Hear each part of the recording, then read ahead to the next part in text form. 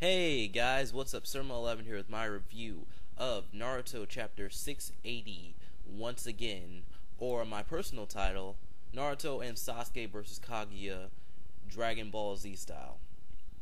I thought this was a great chapter of Naruto, so I had to review it. I normally don't really review Naruto because I don't have that much to say about it, but this chapter was kind of interesting.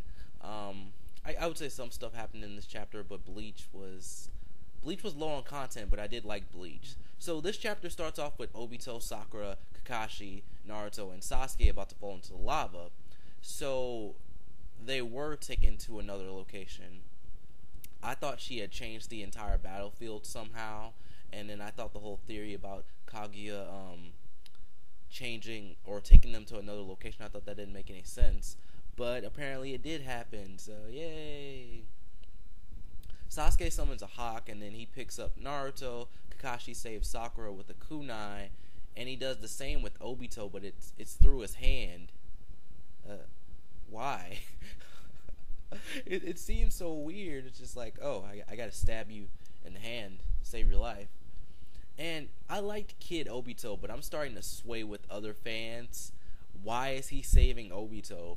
Obito just started a whole war to get a girl back. And I tried to justify this a while back, but come on, you can go check out that video. You probably have to scroll down on the channel. I don't even remember the title of the video. But yeah, I tried to justify it in that video. But come on, Obito still has to die. You can't have a situation where they forgive Obito. He's too far gone, and their opinions of him should be as well. If he wants to redeem himself, he's going to have to help the guys defeat Kaguya, and then he's going to have to die. He's going to have to die either way. He killed people, okay? He started a war.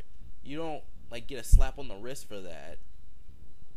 So Sasuke and Naruto are talking about how Kakashi saved himself and Sakura. Sasuke says that they should have stabbed Obito in the first place. And I like that. Sasuke is smart and straight to the point. If they would have had the guts to kill Obito before, none of this would have happened. They would have solved everything.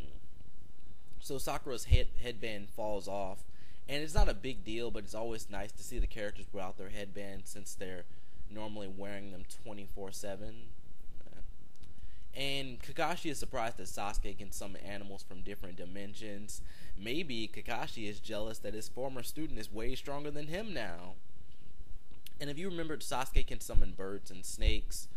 Naruto can summon toads. Kakashi can summon dogs. And can Sakura summon slugs? I don't remember. And by the way, why are people so mad that Sakura can't do much? Perhaps the character was written that way on purpose. No matter how hard she tries, she can't catch up to Naruto and Sasuke. I think it works. I just don't see how you can find a problem with that.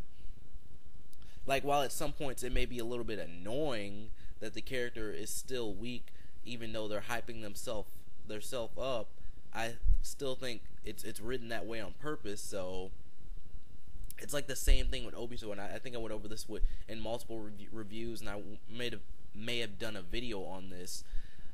Obito being obsessed with Rin and stuff, Kishimoto wrote it that way. I don't see how you can have a problem with that. Kishimoto wanted this character to be obsessed with this character who didn't really have that much, so I mean it works. So since Sasuke is the captain now, he's going over the stuff with Naruto. Why is my iPod constantly going off? What is all this stuff? Okay, I need to turn this off. Since Sasuke is the captain now, he's going over stuff with Naruto, such as the fact that if one of them dies, it's over. And everyone's gonna die. And Naruto already understands, and Sakura is surprised that Naruto understands. Is she swaying more to Naruto's side now? And plus, it's a perfect time, since last week Naruto and Hinata held hands in Naruto Shippuden. So they're hanging over the lava, so things are gonna start to combust because lava is extremely hot. And then the scroll that Kakashi used is starting to burn, and then they're gonna fall into lava. And I thought Kaguya had saved them at first, using her hair or something, but it was actually Naruto using his chakra arms. And Kaguya uses her Byakugan to see the chakra points, and then she attacks the hawk. So now everyone's falling, Naruto and Sasuke. And I didn't notice this before. I actually went over the chapter a second time for the review, and then I was watching Sora's review, and he said that Sasuke also got hit. So there was like a thing that Sasuke did later in the chapter, and Naruto saves everyone and figures out that he can fly.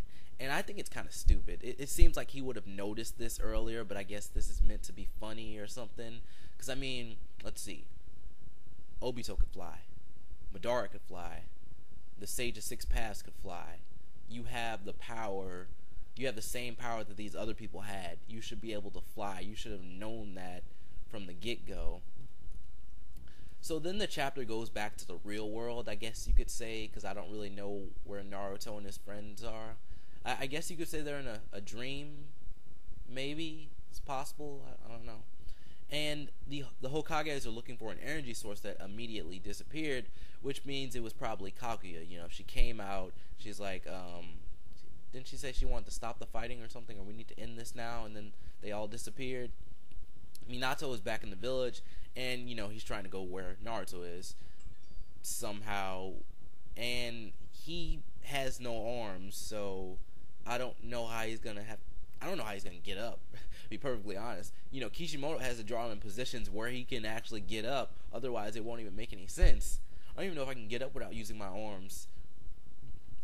But after everyone is out of harm's way, Sasuke, this is the thing he did earlier, like, Kaguya hit him with something and then he took it out of his arm.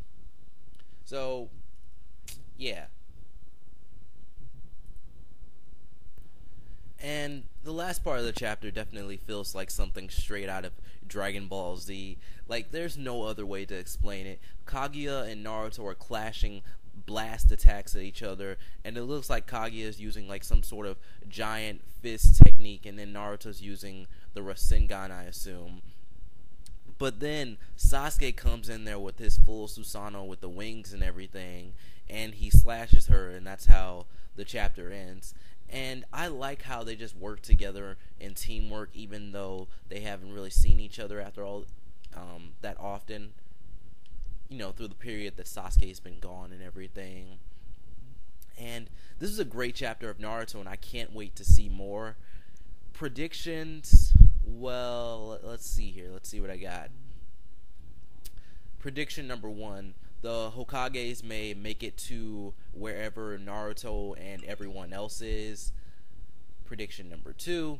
The Moon's Eye plan will become undone somehow, and Tenten will suck up Kaguya into the ninja tool thing because there's no way they can beat Kaguya. I think that's how it's going to work out. You know, they were having trouble fighting Madara, and they're going to have trouble fighting Kaguya. I think it would be total... I think it would be bad if they actually beat her. I think they need to seal her. I want to see all their new abilities and everything, but I don't think they can win this fight. Prediction number 3. Obito will wake up and be part of the plan to defeat Kaguya. He probably will die defending Naruto or something. Or I have another good one. He'll either protect Kakashi or Sakura and say, I couldn't protect Rin, but I'll protect you. So those are my predictions, and this is the end of my review. Thank you for watching. Be sure to subscribe if you enjoyed this review. Check out my Facebook and Twitter accounts for more on me. I'm Sirmel11, and later, guys.